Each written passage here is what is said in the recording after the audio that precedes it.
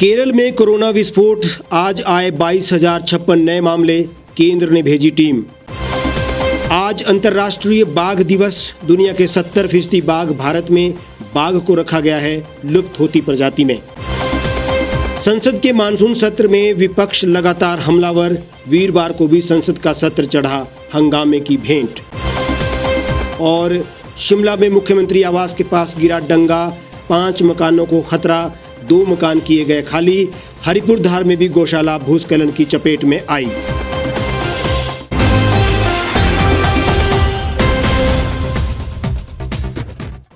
नमस्कार, आप देख रहे हैं the reap times news channel. आपके साथ मैं हूं हेमराज चौहान। अब खबरें विस्तार से। केरल में बुधवार को कोविड-19 से 131 और लोगों की मौत होने के साथ ही वायरस से मरने वालों की संख्या बढ़कर 16,457 हो गई, जबकि 22,056 नए मामले सामने आने से संक्रमण के मामलों की कुल संख्या बढ़कर 33,27,301 हो गई। राज्य सरकार के अनुसार 17,761 लोग संक्रमण से ठीक हुए हैं, जिससे अब तक कुल ठीक होने वालों की संख्या बढ़कर 31,60,804 हो गई है। राज्य में अब उपचाराधीन मरीजों की संख्या 1,49,534 है। पिछले 24 घंटों में 1,96,902 नमूनों की जांच की गई और संक्रमण दर 11.2% दर्ज की गई है। जानकारी के मुताबिक राज्य भर में अब तक 2,67,33,694 नमूनों की जांच हो चुकी है। राज्य में सबसे अधिक प्रभावित जिलों में मलप्पुरम में कोरोना वायरस के 3,931, त्रिशूर में 3,005, कोझिकोड में 2,400, एर्नाकुलम में 2,397, पलक्कड़ में 1,649, कोल्लम में 1,462, आलापुझा में 1,461, कन्नूर में 1,179, तिरुवनंतपुरम में 1,101 और कोट्टायम में 1,067 मामले आए हैं। विज्ञप्ति में कहा गया है कि मामलों में 100 स्वास्थ्य कर्मी शामिल हैं। राज्य के विभिन्न जिलों में फिलहाल 4,46,211 लोग निगरानी में हैं। वहीं कोरोना वायरस के बढ़ते मामलों को देखते हुए केंद्र सरकार अपनी टीम केरल भेजेगी। इस टीम में 3 से 4 सदस्य होंगे। ये टीम विशेष रूप से परीक्षण, निगरानी और नियंत्रण कार्यों में कोविड-19 प्रबंधन के कार्यान्वयन की निगरानी करेगी। कोरोना की दूसरी लहर के धीमे होने के साथ ही पाबंदियों में भी ढील मिली और धीरे धीरे जीवन पटरी पर आने लग गया था। लेकिन तीसरी लहर के खतरे के कारण डर तो बना ही हुआ था, जिसमें अब केरल ने चिंता बढ़ा दी है। भारत में कोरोना के कारण अर्थव्यवस्था पूरी तरह से हिल चुकी है और अब लोग यदि नहीं संभलते हैं तो परिणाम खतरनाक भी हो सकते हैं। हर साल पूरे विश्व में 29 जुलाई को विश्व बाघ दिवस मनाया जाता है। भारत का ये राष्ट्रीय पशु भी है। ये देश की शक्ति, शान, सतर्कता, बुद्धि और धीरज का प्रतीक भी से माना जाता है। ये भारतीय उपमहाद्वीप में उत्तर पश्चिमी क्षेत्र को छोड़कर पूरे देश में पाया जाता है। शुष्क खुले जंगल, नम और सदाबहार वन से लेकर मैंग्रोव दलदलों तक इसका क्षेत्र फैला हुआ है। चिंता की बात यह है कि बाघ को वन्य जीवों की लुप्त होती प्रजाति की सूची में रखा गया है। लेकिन राहत की बात यह है कि सेव द टाइगर जैसे राष्ट्रीय अभियानों की बदौलत देश में बाघों की संख्या में वृद्धि हुई है। बाघ संरक्षण के काम को प्रोत्साहित करने, उनकी घटती संख्या के प्रति लोगों को जागरूक करने के लिए साल 2010 में रूस के सेंट पीटर्सबर्ग में आयोजित एक शिखर सम्मेलन में अंतर्राष्ट्रीय बाघ दिवस मनाने की घोषणा हुई थी। इस सम्मेलन में मौजूद विभिन्न देशों की सरकारों ने 2022 तक बाघ संरक्षण के काम को प्रोत्साहित करने, उनकी घटती संख्या के प्रति लोगों को जागरूक करने के लिए साल 2010 में रूस के सेंट पीटर्सबर्ग में आयोजित एक शिखर सम्मेलन में अंतर्राष्ट्रीय बाघ दिवस मनाने की घोषणा हुई थी। इस सम्मेलन में मौजूद विभिन्न देशों की सरकारों ने 2022 तक बाघों की आबादी को दोगुना करने का लक्ष्य तय किया था। ऑफ इंडिया की रिपोर्ट के मुताबिक साल 2017 में 116 और 2018 में 85 बाघों की मौत हुई है। बाघों की लुप्त होती प्रजातियों की ओर ध्यान आकर्षित करने, उनकी रक्षा करने और बाघों के पारिस्थितिकीय महत्व बताने के लिए अंतर्राष्ट्रीय बाघ दिवस मनाया जाता है। Wild life protection society of India की रिपोर्ट के मुताबिक साल 2017 में 116 और 2018 में 85 बाघों की मौत हुई है।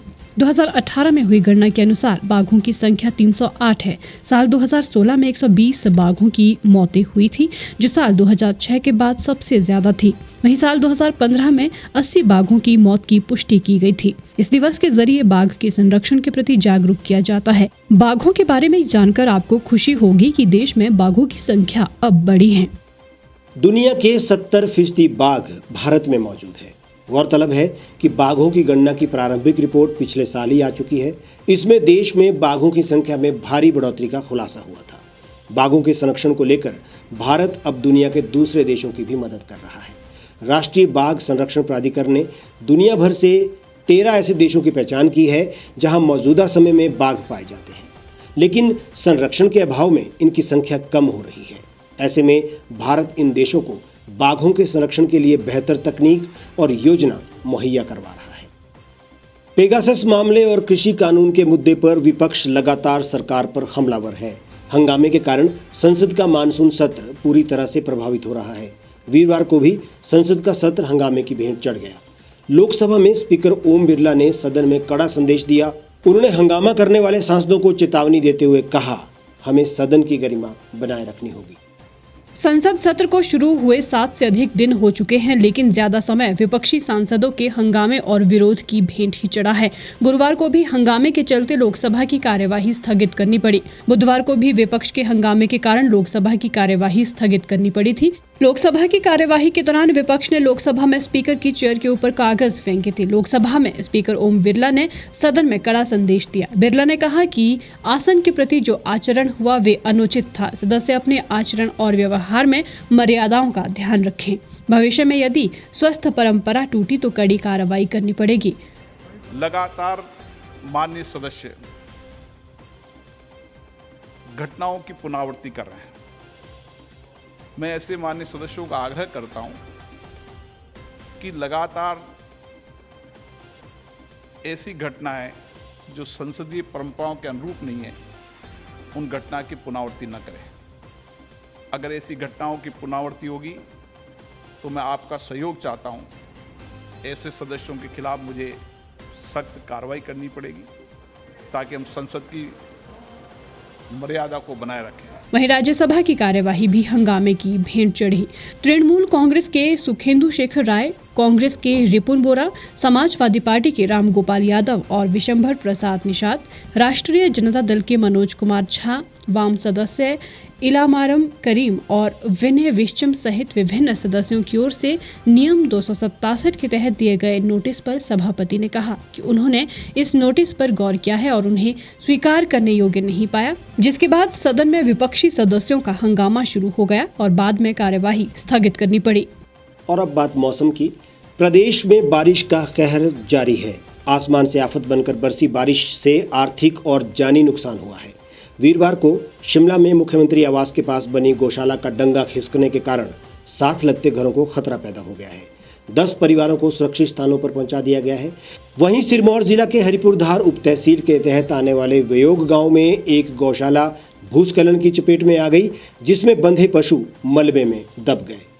हिमाचल प्रदेश में भारी बारिश की वजह से जानमाल का भारी नुकसान हुआ है। अभी भी बारिश की वजह से भूस्खलन का सिलसिला जारी है। जगह जगह पर लगातार भूस्खलन हो रहे हैं। शिमला में ओक ओवर के पास बनी गौशाला का डंगा गिर गया। डंगा गिरने से अनसेफ हुई 2 बिल्डिंग को खाली करवा दिया गया है। स्थानीय लोगों का कहना है कि लगभग 4 बजे सुबह ये सिलसिला शुरू हुआ, जिसके बाद मकानों को खाली कर दिया गया। ये डंगा काफी पुराना बताया जा रहा है और काफी महीनों से इसकी हालत नाजुक बनी हुई थी। हरिपुरधार के उप तहसील के अंतर्गत गुयोंग गांव 5 किलोमीटर में पड़ता है। यहाँ प्राकृतिक आपदा के कारण रात को भूस्खलन हुआ है, जिसमें कि कंठीराम शर्मा के गौशाला में 2 गाय, 2 बछड़े, 2 बकरे दब चुके हैं। आसपास के 2 मकान जो है रमेश शर्मा और कंठीराम के खतरा है इनको भी। और करीब 4 बजे सुबह पहले हमें आवाज़ आई डंगा गिरने की, और काफ़ी ज़ोर की आवाज़ आई और काफ़ी, जैसे आपने देखा ही होगा कि बहुत सारा मलबा और आरसीसी बड़े बड़े पत्थर आए हैं नीचे, और 2 बिल्डिंग जिनमें से एक मेरी है, एक साथ वाली है, उन्होंने हमें बोला कि ये वेकेट कर दीजिए। तो इसका मतलब सीरियस मैटर है। वहीं सिरमौर के हरिपुरधार उप तहसील के तहत आने वाले व्योग गांव में भूस्खलन की चपेट में एक गौशाला आ गई, जिसमें 2 गाय, 2 बछड़े, 2 बकरे मलबे में दब गए। यहां पर आसपास के 2 घरों को खाली किया गया है। ग्राम पंचायत के उप प्रधान बिलम सिंह ने कहा कि प्रशासन जल्द से जल्द इस परिवार को राहत दे। मैं ग्राम पंचायत व्योग पटवा उप प्रधान बिलम सिंह और बिलम सिंह शर्मा, मेरे भाई श्री कंठीराम शर्मा जी का यहाँ गौशाला में पशुओं का बड़ा भारी नुकसान हुआ है, जिसमें कि 2 गाय, 2 बछड़े और 2 बकरे और 2 बच्चियाँ, 1 गाय ब्याने वाली, जिसमें कि बड़ा भारी नुकसान हुआ है। इसलिए मेरी सरकार से मांग है कि आप इस पर तुरंत कार्रवाई करें और यहाँ प्रशासन को तुरंत भेजें ताकि यहाँ मौके पर इसका जायजा लिया जा सके। इसके अलावा स्थानीय लोगों ने यह भी कहा कि हरिपुरधार के साथ लगते व्योग गांव में प्राकृतिक आपदा के कारण रात को भूस्खलन हुआ है, जिसमें कि कंठीराम शर्मा के गौशाला में 2 गाय, 2 बछड़े और 2 बकरे दब गए। आसपास के 2 मकानों को भी खतरा है। बारिश के येलो अलर्ट के कारण खतरा भी बरकरार है। और अब बात करते हैं वायरल वीडियो की। दुनिया में हुनरमंद लोगों की कमी नहीं है। कुछ लोग अपने खास टैलेंट की वजह से दुनिया भर में मशहूर होते हैं। देश दुनिया में ऐसे लोगों की कमी नहीं है जो किसी न किसी कमी से जूझ रहे होते हैं। हालांकि ये लोग उस कमी को खुद पर भी हावी नहीं होने देते और उसे ही अपनी ताकत बना लेते हैं, शक्ति बना लेते हैं। मशहूर क्रिकेटर सचिन तेंदुलकर ने एक ऐसे शख्स का वीडियो शेयर किया जिसके हाथ नहीं है, लेकिन हुनर लाजवाब है। सीख लेनी हो तो उसे ढूंढने की आवश्यकता नहीं होती, वो हमें छोटी छोटी बातों में भी मिल सकती है। छोटी छोटी बातों या कमियों के कारण जिंदगी से हार मान लेने वाले लोगों के लिए ये वीडियो काफी प्रेरक साबित हो सकता है। इस वीडियो में नजर आ रहे शख्स का नाम हर्षद गोठनकर है।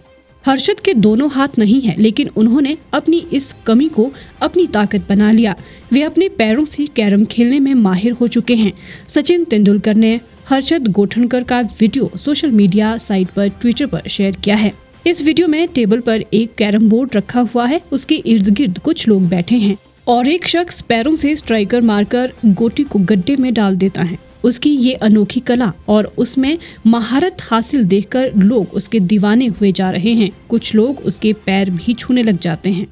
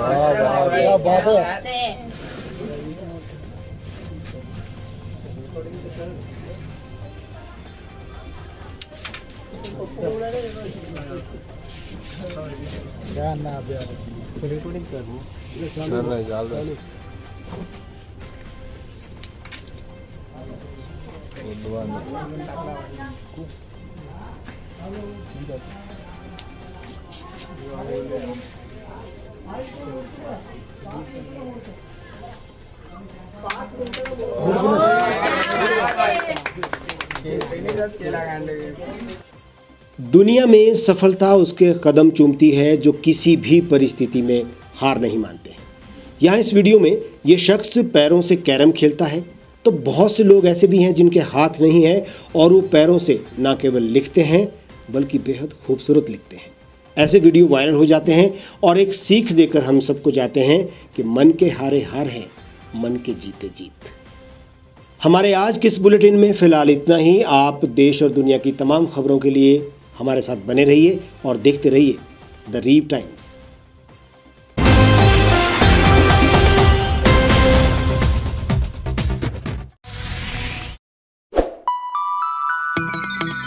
खबरों में बने रहने के लिए सब्सक्राइब करें द रीव टाइम्स, लाइक और शेयर करना ना भूलें। एक छत के नीचे सुविधाओं का अब उठाएं लाभ।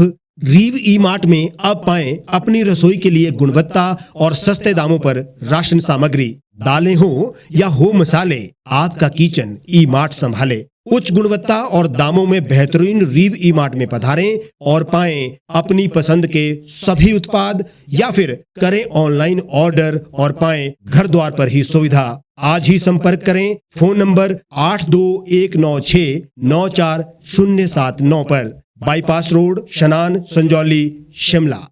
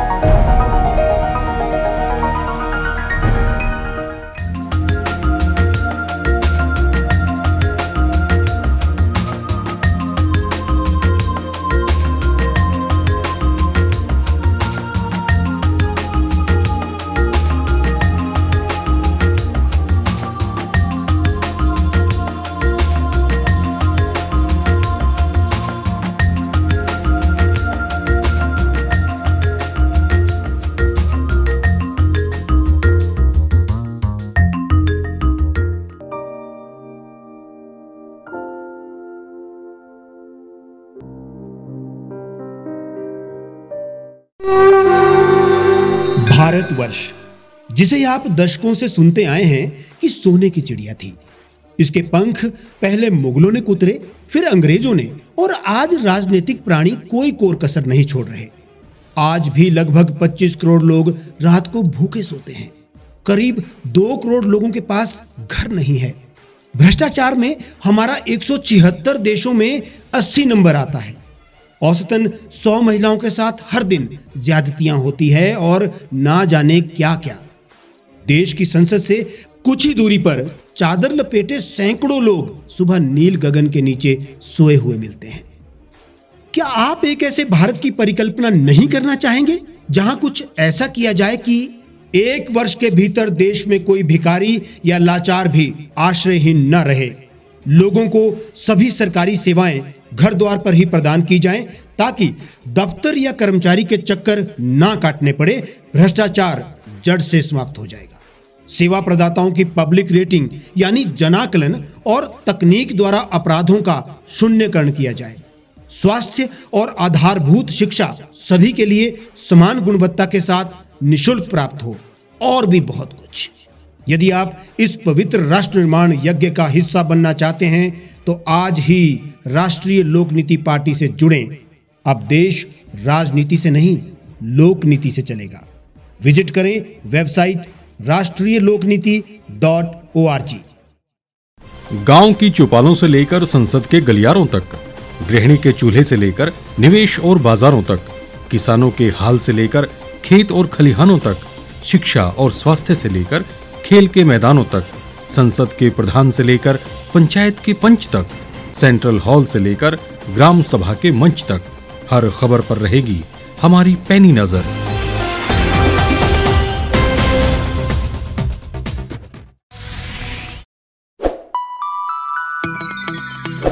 लेटेस्ट खबरों के लिए आप यूं ही देखते रहिए द रीव टाइम्स। लाइक, शेयर और सब्सक्राइब करना ना भूलें।